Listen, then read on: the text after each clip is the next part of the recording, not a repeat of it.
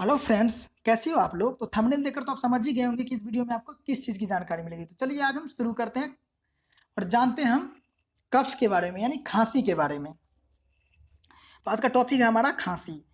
तो आखिर ये खांसी होता क्यों है, ये पहले ये जानेंगे कि आखिर खांसी है क्या, क्यों ये होता क्या है, फिर ये किस कारण से होता है और ये कितने प्रकार के होते हैं, इसके लक्षण क्या है, इसके इलाज क्या है, यानी इस कंडीशन में डॉक्टर कौन सी मेडिसिन देते हैं या फिर कौन से इंस्ट्रक्शन को फॉलो करने के लिए कहते हैं। तो इस सब की जानकारी हम आज, यानी कफ से रिलेटेड जितनी भी जानकारी है, सामान्य जानकारी है, वो आज इस वीडियो में लेने वाले हैं।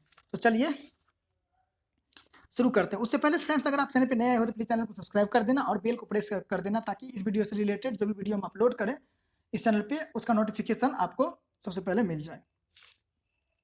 तो चलिए शुरू करते हैं। Cough cough occur due to throat and lungs infection. उससे पहले फ्रेंड्स, कफ का जो नॉर्मल कंडीशन होता है, अगर मान लो कि अगर हमारे जो रिस्पिरेटरी सिस्टम है, जिसके द्वारा हम जो है सो एयर इनहेल करते हैं, यानी हम अपने बॉडी के अंदर जो है सो इनहेल करते हैं जिस डक्ट के द्वारा, उसमें अगर कहीं भी ऑब्स्ट्रक्शन वगैरह है या फिर डिसफंक्शन कहीं हो जाती है, तो उस कंडीशन में जो है सो खांसी वगैरह उत्पन्न हो जाती है।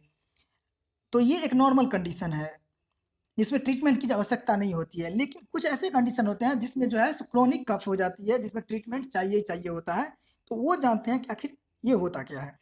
Cough occur due to throat and lungs infection, मतलब जो कफ जो होता है वो थ्रोट या लंग्स इन्फेक्शन की वजह से होता है। It is not a disease in itself but a symptoms of another disease. यह अपने आप में एक बीमारी ना होकर किसी दूसरे बीमारी का लक्षण होता है, यानी सिम्टम्स होता है। यानी हमारे बॉडी में कहीं दूसरी बीमारी वगैरह है, कहीं कोई रिस्पिरेटरी सिस्टम वगैरह में कहीं अगर कोई समस्या है, तो उस वजह से भी खांसी होती है, वो उसका लक्षण होते हैं। तो अब हम जानते हैं इसके कॉजेज क्या है, यानी इसके कारण क्या हैं। तो इसके कुछ कारण हैं जिसकी वजह से कफ हो जाते हैं, वो है टॉन्सिलाइटिस। अगर हम टॉन्सिल इन्फेक्शन हो गया, फिर स्ट्रेप थ्रोट हो, फिर कॉमन कोल्ड यानी हमारा सामान्य जुकाम अगर वगैरह यानी सर्दी जुकाम हो जाती है, तो उस कंडीशन में भी कफ हो जाते हैं। फिर लेरेंजाइटिस यानी लैरिंग्स है, उसमें अगर इन्फेक्शन हो गया, लंग इन्फेक्शन की वजह से, वीपिंग कफ यानी काली खांसी की वजह से, एलर्जी वगैरह की वजह से, अस्थमा यानी दमा वाले पेशेंट को भी होता है कफ। उसके बाद क्रोनिक ब्रोंकाइटिस, यानी अगर हमारे ब्रोंकी में अगर कहीं भी अगर जो है सो ब्रोंका में अगर इन्फेक्शन वगैरह हो जाती है, तो उस वजह से जो है कफ होने लगती है। फिर ट्यूबरकुलोसिस यानी टीबी वगैरह वाली कंडीशन में भी कफ होने लगती है, खांसी वगैरह होने लगती है। अब जानते हैं कि इसके टाइप्स कितने हैं, यानी कितने प्रकार के होते हैं। तो मुख्यतः ये 3 प्रकार के होते हैं। There are generally 3 types of cough: dry cough, moist cough, weeping cough. अब जानते हैं कि आखिर ये ड्राई कफ क्या होता है। तो फ्रेंड्स, ड्राई कफ गर्म वस्तुओं का काफी अधिक यूज तथा असावधानी के कारण लंग्स में कफ उत्पन्न होकर सूख जाता है। इस प्रकार की खांसी में स्पेक्ट्रम नहीं आता है, अथवा बहुत खांसने पर थोड़ा सा म्यूकस बाहर आता है, यानी थोड़ा सा जिसको थूकाकार वगैरह कहते हैं वो बाहर आता है। इसमें पेशेंट की चेस्ट में कंजिस्टन होने होती है। इसमें लंग्स के दोनों स्तर कहीं कहीं चिपक जाते हैं तथा साथ ही हेडेक रहता है, यानी ड्राई कफ के कंडीशन में। इस प्रकार के कफ में साय साय की वॉइस भी मतलब आती रहती है, यानी जब आप सांस वगैरह लोगे ना, तो आपको आवाज एक वॉइस सुनाई देगा, साय साय की वॉइस से जो है ना, एक आपको लगेगा कि कहीं ऑब्स्ट्रक्शन यानी सांस लेने में कहीं ऑब्स्ट्रक्शन पैदा होती है और कहीं एक वॉइस सुनाई देगा। तो ये ड्राई कफ वाली कंडीशन होती है। इसमें खांसी बार बार उठती है और खांसते वक्त काफी पेन भी होता है। अब हम जानते हैं कि मोस्ट कफ क्या होता है। इस प्रकार की खांसी में स्पेक्ट्रम आराम से और अधिक मात्रा में बाहर निकलता है। आमतौर पर 1-2 दिन ड्राई कफ रहने के बाद रिस्पिरेटरी सिस्टम की म्यूकस मेम्ब्रेन में सेंसिटिविटी हो जाती है, जिससे म्यूकस ज़्यादा निकलता है। अब हम जानते हैं कि वीपिंग कफ के बारे में। वीपिंग कफ एक इन्फेक्शस डिजीज है।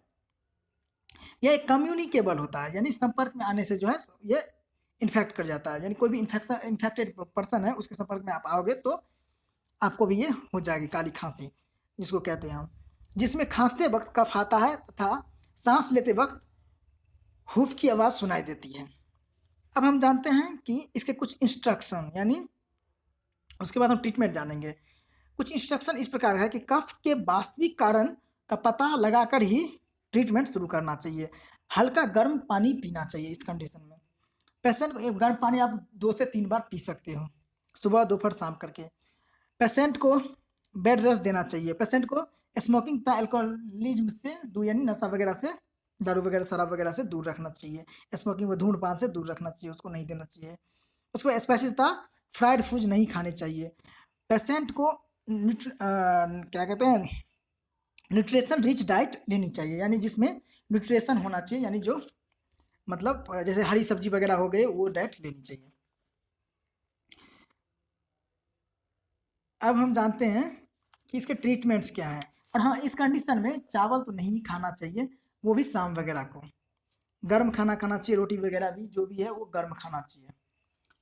अब ट्रीटमेंट क्या है, तो ये फ्रेंड्स, ये ट्रीटमेंट जो है आपकी बेसिक जानकारी के लिए है, ठीक है। हम इसका सलाह नहीं देते हैं कि आप इसका डायरेक्ट जो है बिना किसी डॉक्टर की सलाह से आप उपयोग करें ये मेडिसिन, ठीक है। ये आपके एक सामान्य जानकारी के लिए है। आप डॉक्टर की सलाह लेने के बाद ही कोई भी अगर पेशेंट है तो उसका ट्रीटमेंट करवाएं।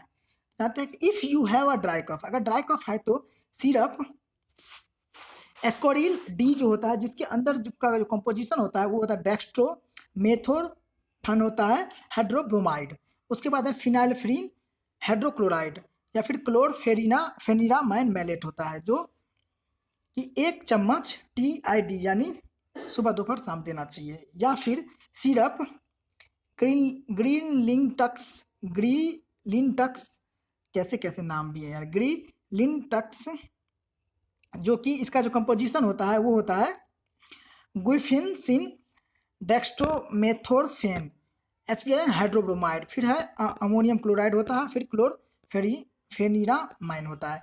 ये भी 1 चम्मच TID यानी सुबह, दोपहर, शाम देनी चाहिए। फिर है कुछ और ट्रीटमेंट्स हैं इसके, जैसे if you have a moist cough, वो तो ड्राई कफ था, अब ये मोइस्ट कफ में अगर आप मोइस्ट कफ वगैरह का समस्या है तो टैब और सिरप जो होता है वो ग्रिलक्टस देना चाहिए। ग्रिलक्टस BM होता है, जिसका कंपोजिशन होता है टारब्यूटालीन सल्फेट। उसके बाद है ब्रोमेहेक्सिन हाइड्रोक्लोराइड, जो कि TID सुबह, दोपहर, शाम देना चाहिए टैबलेट। या फिर ये टैबलेट के फॉर्म में भी आता है, सिरप के फॉर्म में होता है, ठीक है। आप टैबलेट भी दे सकते हैं और सिरप भी दे सकते हैं। If you have a weeping cough, यानी काली खांसी वगैरह है, तो सिरप ग्रीनलिंटक्स CD, जो जिसके अंदर जो है सो कोडीन फॉस्फेट या फिर क्लोरफेनिरामाइन मैलेट होता है, ठीक है। ये आप दे सकते हो, वही सुबह, दोपहर, शाम, TID 3 में 3 बार।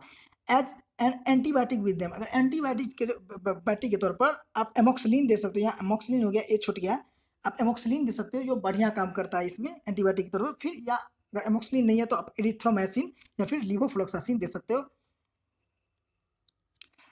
अब हम जानते हैं कि if you have a cold और बॉडी हेडेक एंड फीवर, अगर उस यानी खांसी के साथ साथ अगर सर्दी वगैरह है या फिर बॉडी में कहीं पेन वगैरह हो रही है, दर्द, बॉडी मतलब दर्द कर रही है, शरीर में दर्द वगैरह है या फिर बुखार वगैरह है, तो आप टैब सोल्विन कोल्ड दे सकते हो, जो कि जिसका कंपोजिशन होता है पैरासिटामोल, फिनाइलिफ्रीन HCl हाइड्रोक्लोराइड और क्लोरफेनिरामाइन होता है, जो एक टैबलेट आप BD यानी सुबह, शाम दे सकते हो।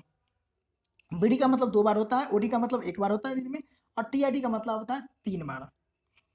If the cough is severe and not control, अगर कफ सीवियर है और कंट्रोल नहीं हो रहा है तो आप इंजेक्शन मोनोसेफ 1 ग्राम जो आती है, जिसके अंदर का जो है सिफ्ट्रिया जोन होता है, जो आप इंट्रावेनस यानी मांस सॉरी सीरा मांस के मतलब सीरा मार के द्वारा दे सकते हो, यानी आप नस में दे सकते हो सुबह, शाम। और इससे पक्का है कि मरीज ठीक हो जाएगा। अगर इससे भी ठीक नहीं होता है तो आप इसके लिए टेस्ट वगैरह के लिए आप डॉक्टर वगैरह के पास आप ले जा सकते हो। इससे जो है सो टेस्ट वगैरह करवाने के बाद इसका जो मुख्य जो है सो मतलब इसका जो कारण है, कॉजेज हैं, उसका पता लगा करके अच्छे से ट्रीटमेंट किया जाए। तो फ्रेंड्स, अगर वीडियो अच्छा लगा हो तो प्लीज़ यार लाइक करना, बहुत मेहनत लगती है यार वीडियो बनाने में, गला भी सूख गया है। और प्लीज़ चैनल को सब्सक्राइब कर देना यार, क्योंकि हमें अभी सपोर्ट की ज़रूरत है और इससे हमें काफ़ी सपोर्ट मिलेगी और मोटिवेटेड भी हम काफ़ी होंगे। और अगर इस डिजीज़ से रिलेटेड अगर कोई भी आपके मन में अगर कोई सवाल है या कुछ पूछना चाहते हो तो आप कमेंट कर सकते हैं। और हाँ, बेल आइकन को पक्का प्रेस कर देना। और कोई भी पेशेंट वगैरह है जो आपके नज़र में है, आप चाहो तो उनको ये वीडियो शेयर कर सकते हो, ताकि उन्हें भी मदद मिल जाएगी अपनी समस्या को समझने में। चलिए मिलते हैं नेक्स्ट वीडियो में, तब तक के लिए धन्यवाद दोस्त।